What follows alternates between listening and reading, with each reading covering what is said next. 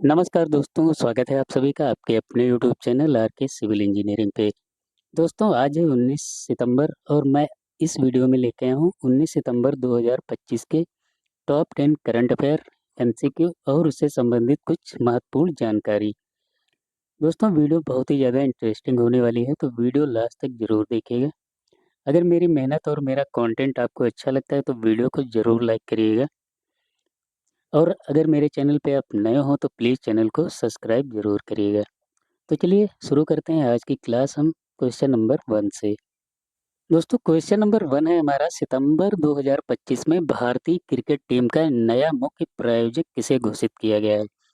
तो दोस्तों अभी सितंबर 2025 में भारतीय क्रिकेट टीम का नया मुख्य प्रायोजक यानी कि स्पॉन्सर, इसका राइट आंसर हो जाएगा option number B, Apollo tyres को घोषित किया गया है। तो आपको याद रखना है कि भारतीय क्रिकेट टीम का नया जो प्रायोजक बन गया है वो अपोलो टायर्स बन गया है। आइए दोस्तों जानते हैं इससे संबंधित कुछ महत्वपूर्ण पॉइंट्स। सितंबर 2025 में टीम इंडिया का नया मुख्य प्रायोजक अपोलो टायर्स घोषित किया गया है।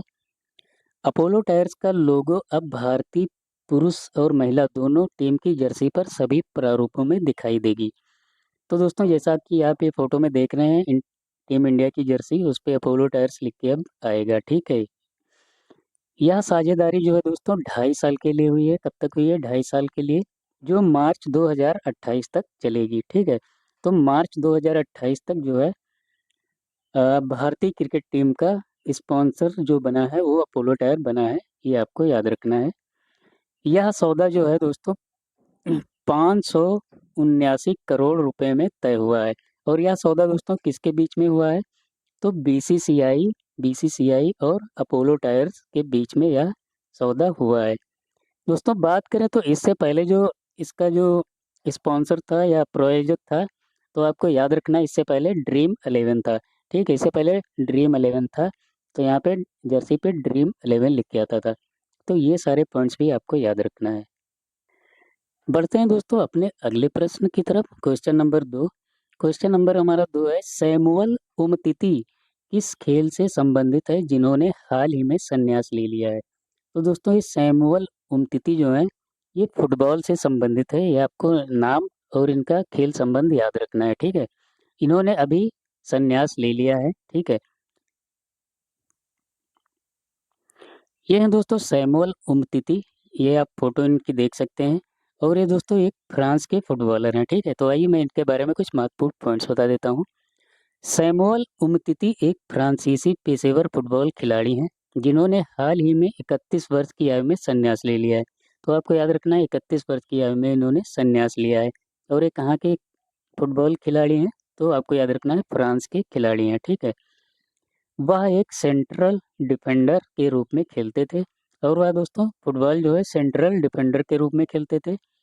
उन्होंने 2018 फीफा विश्व कप जीतने वाली फ्रांस टीम में अहम भूमिका निभाई थी। तो दोस्तों ये जब फ्रांस 2018 में फीफा विश्व कप जीता था, तो ये जो थे सैमुअल उमतीती ने उस टीम के हिस्सा थे, ठीक है। ये भी आपको याद रखना है। और इन्होंने क्लब स्तर पर एफसी बार्सिलोना, लीसी और लीले के लिए भी खेले थे, ठीक है। तो ये सारे पॉइंट्स भी आपको याद रखना है, इनसे संबंधित कुछ पॉइंट्स हैं, ठीक। आपको ये याद रखना है कि ये कहाँ से हैं? फ्रांस से हैं, फ्रांस के फुटबॉल खिलाड़ी हैं। और ये इन्होंने 31 वर्ष की आयु में संन्यास ले लिया है दोस्तों। नेक्स्ट क्वेश्चन है दोस्तों क्वेश्चन नंबर 3। क्वेश्चन नंबर 3 हमारा क्या है? न्यायमूर्ति एम सुंदर को किस उच्च न्यायालय का मुख्य न्यायाधीश नियुक्त किया गया है? तो दोस्तों न्यायमूर्ति एम सुंदर को, इसका राइट आंसर हो जाएगा ऑप्शन नंबर बी, मणिपुर उच्च न्यायालय का मुख्य न्यायाधीश नियुक्त किया गया है। तो आपको ये याद रखना है, ये नाम याद रखना है और इनका कहाँ कहाँ का ये मुख्य न्यायाधीश बने हैं? मणिपुर उच्च न्यायालय के न्यायाधीश बने हैं। आइए दोस्तों जानते हैं इससे संबंधित कुछ महत्वपूर्ण पॉइंट्स। न्यायमूर्ति एम सुंदर को मणिपुर उच्च न्यायालय का 10वां मुख्य न्यायाधीश नियुक्त किया गया। तो ये दोस्तों मणिपुर के 10वें मुख्य न्यायाधीश बने हैं, ठीक है। ये भी आपको याद रखना है, मणिपुर उच्च न्यायालय के। यह नियुक्ति 13 सितंबर 2025 को राष्ट्रपति के आदेश से हुई। उन्होंने वर्तमान मुख्य न्यायाधीश कैंपैया सोमशेखर का स्थान लिया है। तो इन्होंने किसका स्थान लिया है? कैंपैया सोमशेखर का स्थान लिया है। ठीक है दोस्तों। जस्टिस एम सुंदर इससे पहले मद्रास उच्च न्यायालय के न्यायाधीश रह चुके हैं। तो दोस्तों जो ये जस्टिस एम सुंदर हैं या न्यायमूर्ति एम सुंदर हैं, ये इससे पहले मद्रास उच्च न्यायालय के न्यायाधीश भी रह चुके हैं। ये भी आपको पॉइंट याद रखना है। बात हो रही दोस्तों मणिपुर की, तो आइए मैं मणिपुर के बारे में कुछ महत्वपूर्ण जानकारी दे देता हूँ। मणिपुर का गठन या राज्य का दर्जा इसे कब मिला था? तो आपको याद रखना है 21 जनवरी 1972 को इसको राज्य का दर्जा मिला था। इसकी दोस्तों राजधानी का क्या है? तो मणिपुर की राजधानी है इम्फाल। और मणिपुर के जो वर्तमान मुख्यमंत्री हैं वो हैं एन वीरेन सिंह। एन वीरेन सिंह जो है मणिपुर के वर्तमान मुख्यमंत्री हैं। वही बात करें मणिपुर के वर्तमान राज्यपाल कौन है? तो वो हैं दोस्तों अजय कुमार भल्ला, जो हैं मणिपुर के वर्तमान राज्यपाल हैं। बात करें मणिपुर के जो पड़ोसी राज्य कौन है? तो इसके दोस्तों उत्तर में नागालैंड है, वहीं दक्षिण में मिजोरम है और इसके पश्चिम में असम स्थित है। तो ये पड़ोसी देश हो गए इसके तीन। दोस्तों यहाँ की प्रमुख जनजातियाँ कौन सी हैं? तो यहाँ पे प्रमुख जनजातियाँ पाई जाती हैं मैतेई, नागा और कुकी। ये तीन प्रमुख जनजातियाँ यहाँ पे मणिपुर में पाई जाती हैं। मणिपुर का जो राज्य का है उपनाम क्या है? तो इसे दोस्तों ज्वेल ऑफ इंडिया यानी कि भारत का गहना कहा जाता है मणिपुर को दोस्तों। इसकी राजकीय भाषा है दोस्तों मेइतेई यानी कि मणिपुरी, यहाँ की राजकीय भाषा है। तो ये था दोस्तों मणिपुर से संबंधित कुछ इम्पोर्टेंट पॉइंट्स, ये भी आप लोग नोट कर लीजिएगा। कभी कभी ये पूछ लेते हैं कि बताओ मणिपुर राज्य की स्थापना कब हुई थी या मणिपुर राजधानी क्या है। इस तरह से क्वेश्चन आ जाते हैं, तो ये सारे पॉइंट्स आपको नोट कर लेने हैं। नेक्स्ट क्वेश्चन है दोस्तों क्वेश्चन नंबर 4। क्वेश्चन नंबर 4 हमारा क्या है? हाल ही में कौन नेपाल की पहली महिला अटॉर्नी जनरल बनी है? तो दोस्तों अभी जो हाल ही में नेपाल की पहली महिला अटॉर्नी जनरल बनी है वो है सविता भंडारी। सविता भंडारी इसका राइट आंसर हो जाएगा, यानी कि ऑप्शन डी। आइए दोस्तों जानते हैं इससे संबंधित कुछ महत्वपूर्ण पॉइंट्स। नेपाल की पहली महिला अटॉर्नी जनरल सविता भंडारी बनी है। उनकी नियुक्ति 14 सितंबर 2025 को राष्ट्रपति रामचंद्र पौडेल ने अंतरिम प्रधानमंत्री सुशीला कार्की की सिफारिश पर की गई थी। तो दोस्तों सुशीला कार्की जो है, अभी मैंने कल आपको वीडियो में बताया था कि ये नेपाल की पहली प्रधानमंत्री हैं, पहली महिला प्रधानमंत्री हैं। बात करें दोस्तों अगर जो ये सविता भंडारी, तो सविता भंडारी इससे पहले राष्ट्रीय सूचना आयोग की सूचना आयुक्त भी रह चुकी हैं। ठीक है, तो ये भी आपको याद रखना है। इससे पहले यह राष्ट्रीय सूचना आयोग की सूचना आयुक्त भी रह चुकी हैं। यह फैसला पूर्व अटॉर्नी जनरल रमेश बादल के इस्तीफे के बाद आया है। तो सविता भंडारी ने किसका स्थान लिया है? तो आपको याद रखना है रमेश बादल के इस्तीफे के बाद उनको यहाँ अटॉर्नी जनरल नेपाल का नियुक्त किया गया है। और बात करें दोस्तों तो नेपाल के संविधान की धारा 157(2) के तहत अटॉर्नी जनरल की नियुक्ति राष्ट्रपति द्वारा की जाती है प्रधानमंत्री की सिफारिश पर। ठीक है, तो संविधान की किस धारा के अंतर्गत? तो आपको ये भी याद रखना है 152 के तहत। अच्छा दोस्तों ये तो हो गया ये नेपाल के अटॉर्नी जनरल के बारे में। बात करें दोस्तों भारत के अटॉर्नी जनरल के बारे में, तो भारत के अटॉर्नी जनरल अनुच्छेद 76 के अंतर्गत आते हैं। ठीक है, और जो वर्तमान में भारत के अटॉर्नी जनरल है सॉरी, वो है आर वेंकट रमणी। ठीक है, आर वेंकट रमणी जो है वर्तमान में भारत के महान्यायवादी यानी कि अटॉर्नी जनरल हैं। ठीक, ये भी पॉइंट आपको याद रखना है। बढ़ते हैं दोस्तों अपने अगले प्रश्न की तरफ।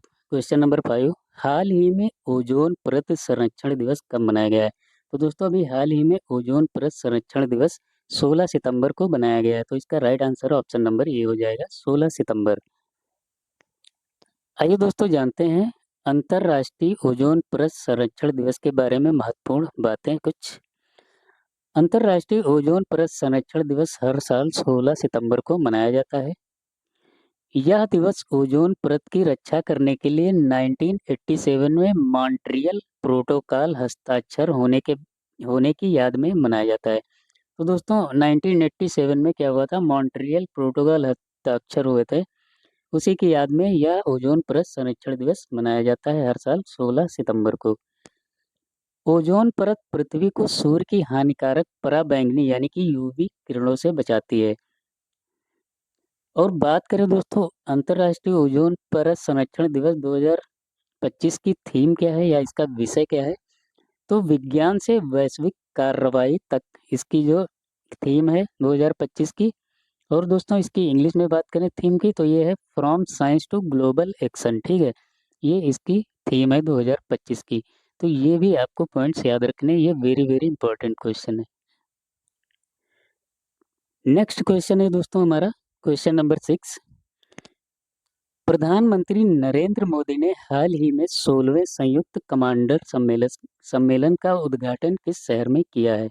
तो दोस्तों अभी हाल ही में प्रधानमंत्री नरेंद्र मोदी ने 16वें संयुक्त कमांडर सम्मेलन का उद्घाटन, इसका राइट आंसर हो जाएगा ऑप्शन नंबर सी, कोलकाता में किया है, ठीक। तो आपको ये याद रखना है। आइए दोस्तों जानते हैं इस 16वें संयुक्त कमांडर सम्मेलन सम्मेलन के बारे में कुछ महत्वपूर्ण बातें। दोस्तों यहाँ कब इसका उद्घाटन कब हुआ था? तो आपको याद रखना है 15 सितंबर को हुआ था और यह 15 से 17 सितंबर 2025 तक चलेगा। यह कहाँ पे आयोजित किया गया था दोस्तों सम्मेलन? तो आपको याद रखना है कोलकाता स्थित भारतीय सेना की पूर्वी मुख्यालय विजय दुर्ग में इसका आयोजन किया गया था। बात करें दोस्तों तो इस सम्मेलन की थीम क्या थी या विषय क्या था? तो सुधारों का वर्ष भविष्य के लिए रूपांतरण, इसकी थीम थी 2025 की। और सम्मेलन का दोस्तों उद्घाटन किसने किया? तो आपको याद रखना है प्रधानमंत्री नरेंद्र मोदी ने किया था। जो प्रधानमंत्री हमारे नरेंद्र मोदी जी हैं उन्होंने इसका सम्मेलन का उद्घाटन किया था 15 सितंबर को। तो ये पॉइंट्स आपको याद रखने हैं। और यह इसका सम्मेलन का उद्देश्य क्या है तो मैं आपको बता देता हूँ। सेनाओं की तैयारियों को बेहतर बनाना, भविष्य की रणनीतियों पर विचार करना, रक्षा बलों में तकनीकी आत्मनिर्भरता बढ़ाना और तीनों सेनाओं थल सेना, वायु सेना और नौसेना के बीच बेहतर संयुक्तता स्थापित करना शामिल था। इसका जो उद्देश्य है इस थीम का, इस सम्मेलन का, ठीक है। तो आपको क्या याद रखना है इसमें? 16वां जो संयुक्त कमांडर सम्मेलन हुआ है वो कहाँ हुआ है? कोलकाता यानी कि पश्चिम बंगाल में हुआ है। और कब से कब तक हुआ है? 15 से 17 सितंबर 2025 तक यह सम्मेलन चला है। और इसका उद्घाटन किसने किया है? प्रधानमंत्री नरेंद्र मोदी जी ने इसका उद्घाटन किया है। और इस सम्मेलन की थीम क्या है? तो सुधारों का वर्ष भविष्य के लिए रूपांतरण, ये इसकी थीम है। नेक्स्ट क्वेश्चन है दोस्तों क्वेश्चन नंबर 7। क्वेश्चन नंबर 7 हमारा क्या है? भारत ने हाल ही में कितने नए प्राकृतिक स्थलों को यूनेस्को विश्व धरोहर स्थलों की अस्थायी सूची में शामिल किया गया है? तो दोस्तों अभी भारत में हाल ही में इसका राइट आंसर हो जाएगा ऑप्शन नंबर ए 7। सात जो है अस्थायी 7 जो है प्राकृतिक स्थलों को यूनेस्को धरोहर स्थल की अस्थायी सूची में शामिल किया गया है। तो कितने? 7 7 जो है स्थलों को शामिल किया गया है। आइए दोस्तों जानते हैं इससे संबंधित कुछ महत्वपूर्ण पॉइंट्स और उन स्थलों के नाम जो 7 शामिल किए गए हैं, ठीक है। तो दोस्तों हाल ही में भारत के 7 नए प्राकृतिक स्थलों को यूनेस्को की विश्व धरोहर स्थलों की सूची में शामिल किया गया है। इन 7 स्थलों के साथ भारत में अस्थायी सूची में शामिल स्थलों की कुल संख्या बढ़कर कितनी हो गई है? तो आपको याद रखना है 69 हो गई है, ठीक है। इसमें दोस्तों जो 49 है वो सांस्कृतिक हैं और 17 जो है वो प्राकृतिक है और 3 मिश्रित श्रेणी के स्थल हैं। तो आपको ये पॉइंट्स याद रखने हैं, ठीक है। ये पॉइंट्स भी आपको याद रखने हैं। दोस्तों इसकी पीडीएफ मैं आपको फ्री में दे दूंगा। मेरा टेलीग्राम चैनल मैं जब ये वीडियो अपलोड करूंगा तो उसमें लिंक मैं दे दूंगा, आप वहां से इसकी पीडीएफ डाउनलोड कर सकते हैं, ठीक। आइए दोस्तों जानते हैं अस्थायी सूची में शामिल 7 नए स्थल कौन से हैं, ठीक है। तो सबसे पहला है दोस्तों डेक्कन टैप्स। डेक्कन टैप्स जो है यह पंचगनी और महाबलेश्वर महाराष्ट्र में स्थित है, ठीक है। दूसरा दोस्तों है सेंट मैरी आइसलैंड क्लस्टर। ये दोस्तों उडुपी कर्नाटक में स्थित है। वहीं बात करें दोस्तों मेघालय युग की गुफाएं, यह पूर्वी खासी हिल मेघालय में स्थित है। वहीं दोस्तों नागा हिल ओफियोलाइट, यह दोस्तों किफायर नागालैंड में स्थित है। वही बात करें एर्रा मट्टी डिब्बालू, यह दोस्तों विशाखापत्तनम आंध्र प्रदेश में स्थित है। नंबर 6 है तिरुमाला हिल्स, यह दोस्तों तिरुपति आंध्र प्रदेश में स्थित है। और नंबर 7वीं दोस्तों है वर्कला क्लिफ, यह केरल में स्थित है। तो ये दोस्तों 7 जो है अस्थायी जो स्थल हैं, यही ये सातों अस्थल हैं, तो इनको भी आप लोग नोट कर लेना। बात हो रही दोस्तों यूनेस्को के बारे में, तो आइए मैं यूनेस्को के बारे में कुछ महत्वपूर्ण जानकारी देता हूँ। यह संयुक्त राष्ट्र की एक विशेष एजेंसी है जिसका उद्देश्य शिक्षा, विज्ञान, संस्कृति और संचार के माध्यम से विश्व शांति और सुरक्षा को बढ़ावा देना है। इसका दोस्तों पूरा नाम क्या है यूनेस्को का? तो इसका पूरा नाम है संयुक्त राष्ट्र शैक्षिक, वैज्ञानिक और सांस्कृतिक संगठन। बात करें यूनेस्को की, इसकी स्थापना कब हुई थी? तो 1945 में इसकी स्थापना हुई थी। और इसका जो मुख्यालय है वो पेरिस, फ्रांस में स्थित है। और इसके जो वर्तमान महानिदेशक हैं वो हैं आद्रे अजोले। ठीक है, इसके जो वर्तमान महानिदेशक हैं। तो यूनेस्को के बारे में ये भी आपको याद रखना है क्योंकि इससे क्वेश्चन बहुत बनते हैं एग्जाम में। अगला प्रश्न है दोस्तों क्वेश्चन नंबर 8। क्वेश्चन नंबर 8 हमारा क्या है? हाल ही में अमेरिका, दक्षिण कोरिया और जापान में कहाँ फ्रीडम एज सैन्य अभ्यास शुरू किया है? तो अभी दोस्तों हाल ही में अमेरिका, दक्षिण कोरिया और जापान ने, इसका राइट आंसर हो जाएगा ऑप्शन नंबर डी, दक्षिण कोरिया में फ्रीडम एज सैन्य अभ्यास शुरू किया है। कहाँ शुरू किया है? दक्षिण कोरिया में। ठीक, इसका राइट आंसर हो जाएगा दक्षिण कोरिया में। आइए दोस्तों जानते हैं अभ्यास फ्रीडम एज के बारे में। दक्षिण कोरिया, अमेरिका और जापान ने 15 सितंबर 2025 को संयुक्त रूप से अपना हवाई और नौसैनिक अभ्यास, दोस्तों ये हवाई और नौसैनिक अभ्यास है, फ्रीडम एज दक्षिण कोरिया के जेजू द्वीप के पास शुरू किया है। तो कहाँ पे शुरू किया है? आपको याद रखना है, जेजू द्वीप पे दक्षिण कोरिया के, वहाँ पे यह अभ्यास शुरू किया गया है। इस अभ्यास का मुख्य उद्देश्य उत्तर कोरिया यानी कि नॉर्थ कोरिया के बढ़ते परमाणु और मिसाइल खतरों का मुकाबला करने के लिए तीनों देशों के बीच रक्षा सहयोग को बढ़ाना है। इस जो अभ्यास का यह मुख्य उद्देश्य है। यह बहुडोमेन अभ्यास है यानी इसमें वायु, समुद्री और साइबर समेत विभिन्न क्षेत्रों में गतिविधियां शामिल हैं। तो यह दोस्तों एक बहुडोमेन अभ्यास है, ये भी आपको याद रखना है, यह एक बहुडोमेन अभ्यास है। अगला प्रश्न है दोस्तों क्वेश्चन नंबर 9। क्वेश्चन नंबर 9 हमारा क्या है? लाल कोरल कुकरी सांप हाल ही में उत्तर प्रदेश के किस टाइगर रिजर्व में पाया गया है? तो दोस्तों इसका राइट आंसर हो जाएगा option number A, Pilibhit tiger reserve में। पीलीभीत टाइगर रिजर्व में दोस्तों अभी हाल ही में लाल कोरल कुकरी सांप देखा गया है। आइए दोस्तों जानते हैं इससे संबंधित कुछ महत्वपूर्ण पॉइंट्स। उत्तर प्रदेश के पीलीभीत टाइगर रिजर्व के पास हाल ही में एक दुर्लभ लाल मूंगा कुकरी सांप यानी कि ओलिगोडोन खेरिएंसिस पाया गया। इसका वैज्ञानिक नाम दोस्तों आपको याद रखना है, ओलिगोडोन खेरिएंसिस इसका वैज्ञानिक नाम है। यह सांप पहली बार 1936 में देखा गया था। पहली बार दोस्तों कब देखा गया था? 1936 में देखा गया था। इसके बाद दोस्तों लगभग 89 वर्षों में यह पुनः देखने को मिला है। तो इससे पहले 1936 में दोस्तों यह सांप देखा गया था, ये आप इसकी फोटो देख सकते हैं। यह सांप दोस्तों जहरीला नहीं होता है, पहली बात तो ये आपको याद रखना है, यह सांप जहरीला नहीं होता है।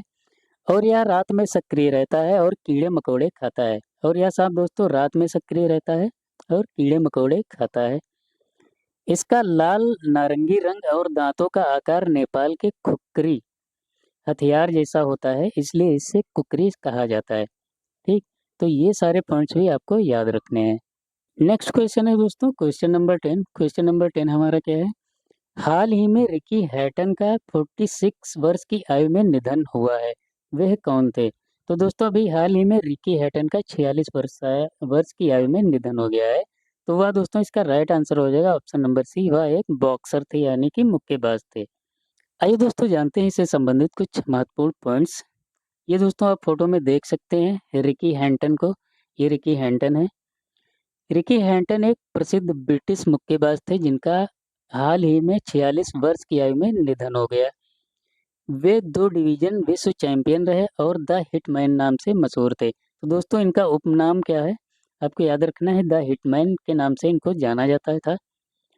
दोस्तों इनका जन्म हुआ था 1978 में इंग्लैंड के स्टॉकपोर्ट में हुआ था और वे 1997 से पेशेवर यानी कि बॉक्सिंग इन्होंने 1997 से शुरू करी थी। उन्होंने आईबीएफ और डब्ल्यूबीए लाइट वेल्ट वेल्टरवेट 2005 और आईबीओ वेल्टरवेट 2007 जैसे कई खिताबी प्रतियोगिताएं जीती हैं। तो दोस्तों ये हैं आप रिकी हैंटन और इनसे ये संबंधित कुछ इम्पोर्टेंट पॉइंट्स हैं, आप इनको नोट कर लीजिएगा, ठीक है। तो ये थी दोस्तों हमारे आज की top 10 current affair question answers. आशा करता हूँ आपको मेरी वीडियो अच्छी लगी होगी। वीडियो अच्छी लगी है तो वीडियो को लाइक ज़रूर करिएगा। मेरा कंटेंट आपको पसंद आ रहा है तो अगर मेरे चैनल पर नए हो तो प्लीज़ चैनल को सब्सक्राइब ज़रूर कर लीजिएगा। मिलते हैं दोस्तों अगली क्लास में, तब तक के लिए जय हिंद, टेक केयर।